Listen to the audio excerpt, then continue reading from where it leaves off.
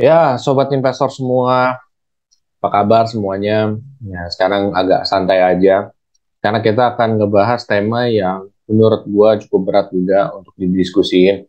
Gue sempat bingung antara gue mau buat ini live atau mungkin gue nggak buat ini live. Ada beberapa pertimbangan juga.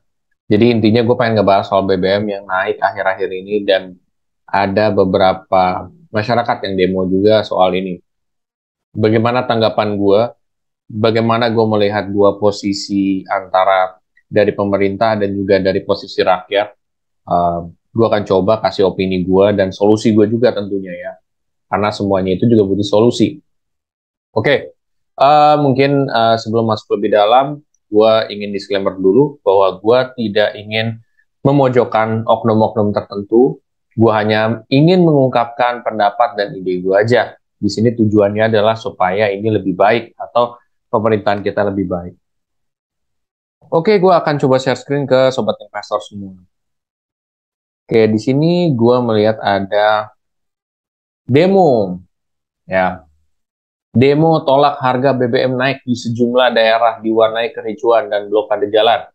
Nah, berarti kan di sini memang banyak terjadi demo, guys, ya, karena apa namanya? Karena akibat BBM naik. Kita agak santai aja ya, biar nggak terlalu bikin bete atau apa kan. Nah, BBM naik, Jokowi Maruf gagal, tumbangkan rezim oligarki. Seperti itu.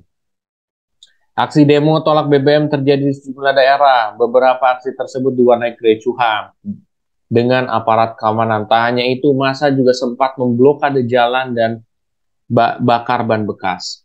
Ya, di Bengkulu dua mahasiswa dikabarkan terluka saat kericuhan aksi demo tolak BBM di depan gedung DPRD Bengkulu.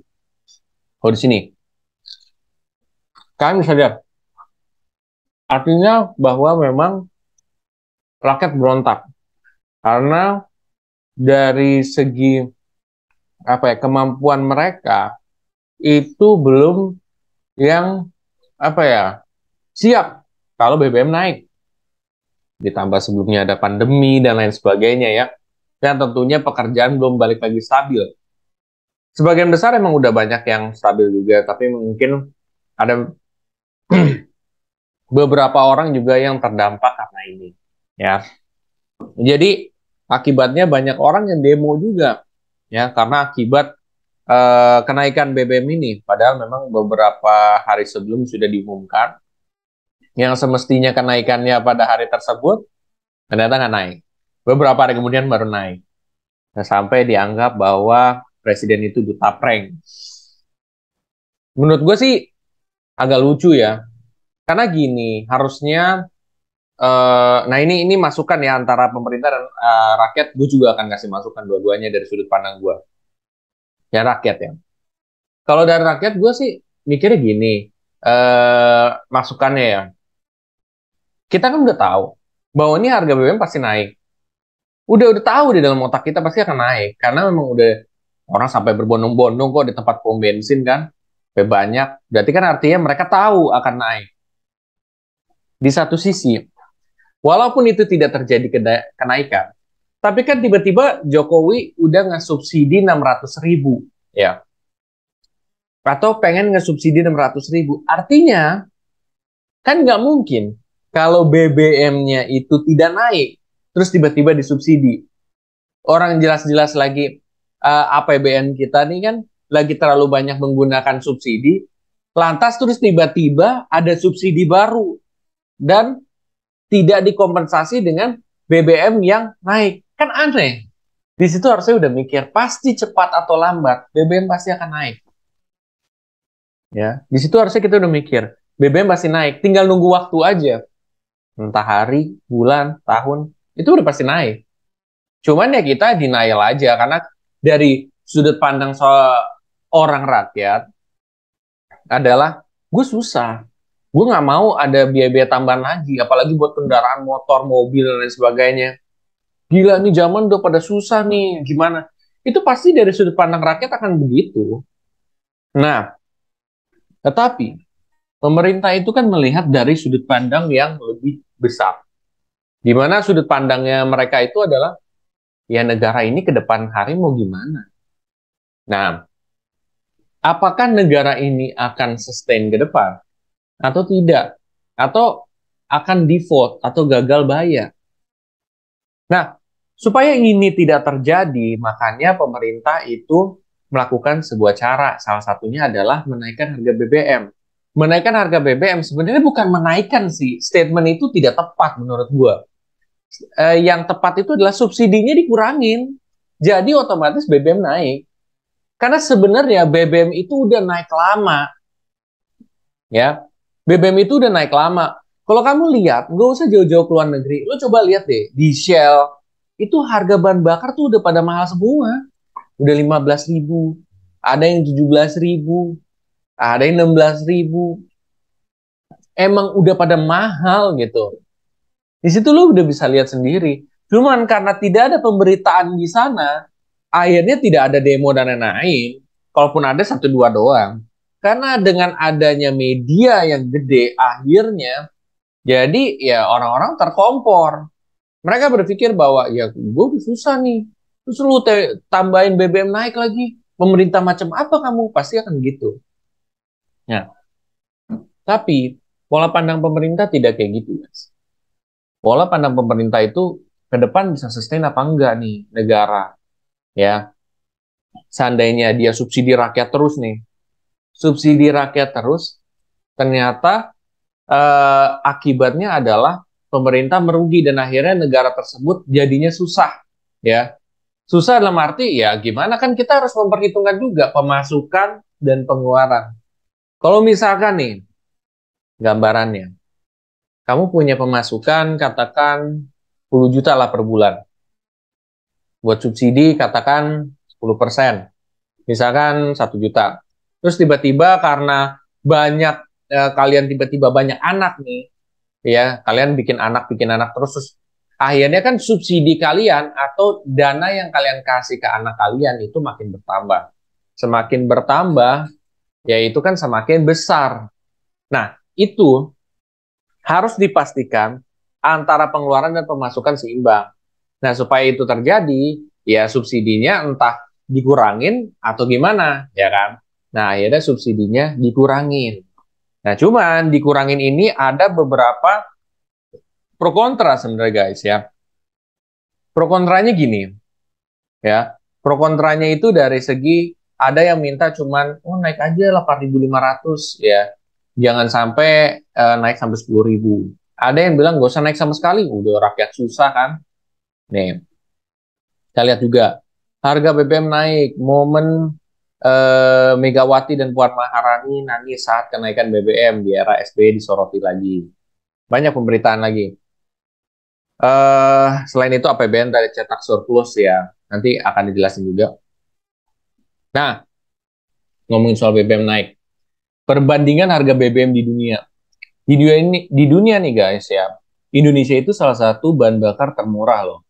Ya, harga BBM di Indonesia termasuk yang termurah di antara negara net importir minyak. Besar selisihannya antara produksi minyak dan kebutuhan dalam negeri menyebabkan Indonesia harus mengimpor BBM. Sayangnya, negara ini kan dibilang negara kaya. Negara semuanya ada. Sekarang gini, kira-kira apakah orang kaya atau negara yang kaya? Ya nggak usah negara lah, kejauhan nanti. Gue akan coba bahas dari bahasa yang simpel. Apakah orang yang kaya akan selalu kaya? Apakah orang yang kaya akan selalu kaya? Jawabannya adalah tidak. Kalau misalkan dia tidak bisa memaintain dengan benar, kekayaan tersebut hilang semua. Sama dengan negara. Negara pun kalau dia tidak bisa memaintain kekayaannya tersebut, maka bisa hilang.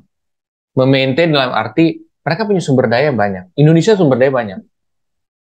Tapi ingat, sumber daya tersebut kan nggak semuanya bakal unlimited atau bakal tidak terbatas. Ada batasnya. Ada beberapa yang ada batasnya. Nah, kalau misalkan kita merasa diri kita kaya, terus terus akhirnya kita sembarangan.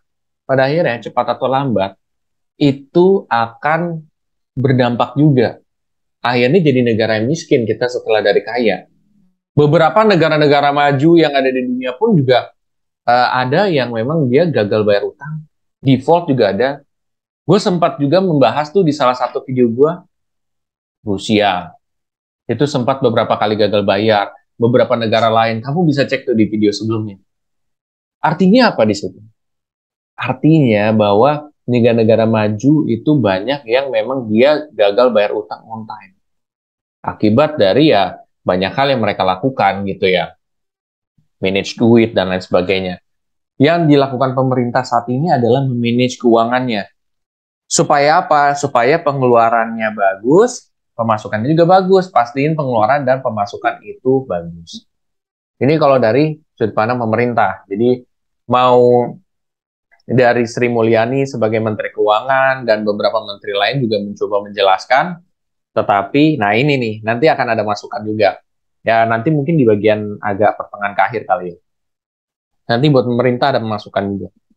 Tetapi itu kan dari sudut pandang angle pemerintah ya. Lalu dari sudut pandang rakyat. Rakyat ini, gue anggaplah diri gue sebagai rakyat, emang gue rakyat ya. Dimana kita itu lagi susah, BBM juga susah, pekerjaan juga mungkin banyak orang yang belum kerja juga gitu kan, terus juga penghasilan juga belum menentu, akibatnya BBM naik, makin akibat BBM naik nggak hanya dari BBM kan, kesemuanya juga naik, karena banyakkan kan segala sesuatu itu pakai BBM, misalkan, lo punya usaha makanan, lo punya usaha apa, terus tiba-tiba lo mau apa ya berdagang dengan eh, agent lain atau berdagang dengan orang lain. Lo menggunakan kendaraan. Kendaraan tersebut menggunakan bensin. Nah, berarti kalau tidak memperhitungkan bensin kan nggak mungkin.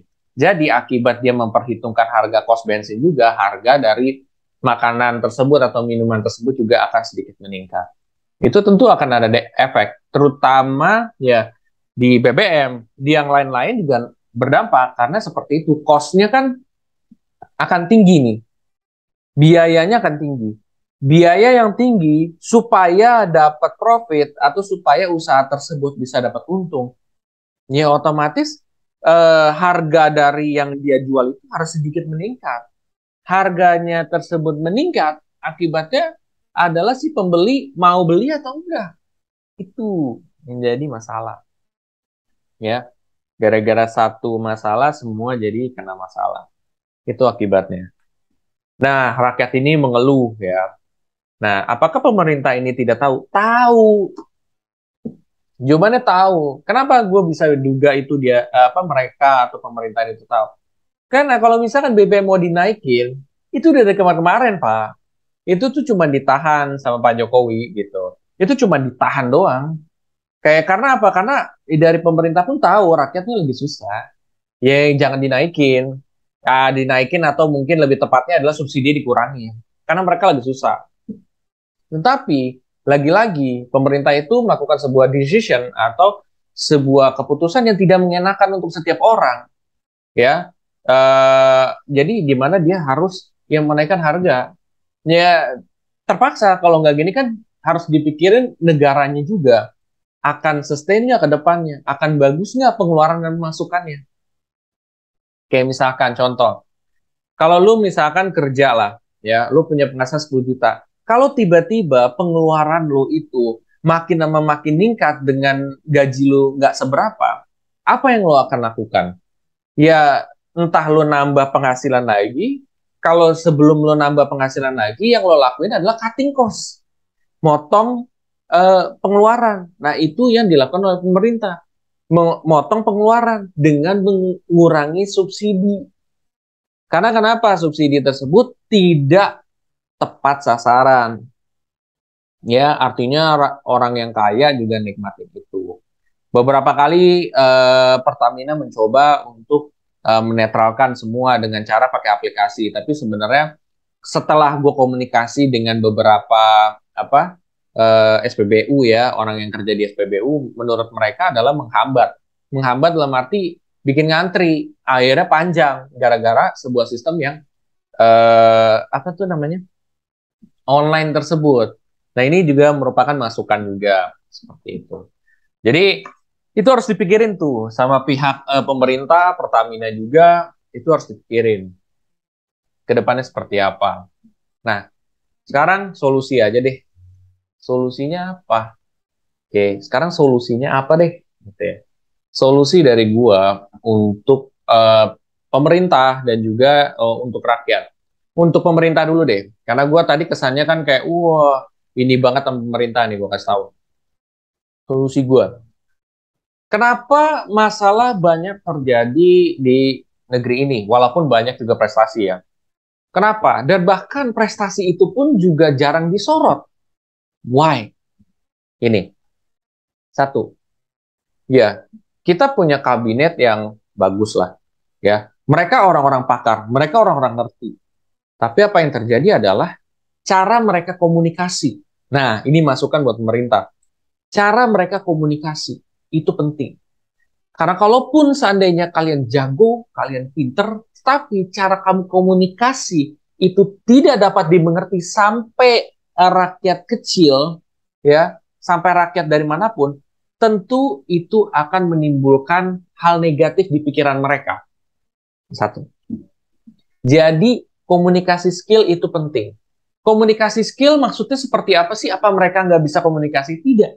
Artinya adalah ngomong sesuai dengan sederhana mungkin gitu. Kayak gue seorang dokter atau gue seorang profesor, ya. Terus gue komunikasi sama bocah atau mungkin gue komunikasi sama orang yang bukan profesor, tentu cara komunikasi gue beda gitu.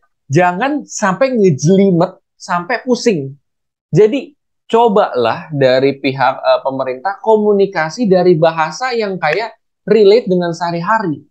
Ketika bahasa tersebut sudah bisa, maka rakyat akan mengerti, oh maksudnya kayak gini. Karena kalau misalkan kita ngomong lah, katakan Menteri Keuangan kita ngomong, ya pengeluaran kita ribuan triliun, ratusan triliun, puluhan triliun untuk ini. Mereka nggak akan bisa seimajinatif itu. Hanya beberapa orang yang bisa. Tetapi tidak semua. Bagaimana dengan rakyat yang tidak mengerti? Kalau yang tidak mengerti itu harus dijelaskan dengan kayak gua gitu pada saat ini misalkan. Sama kayak misalkan kamu punya pengeluaran bulanan setiap bulan. Kamu penghasilan berapa, terus pengeluaran segini.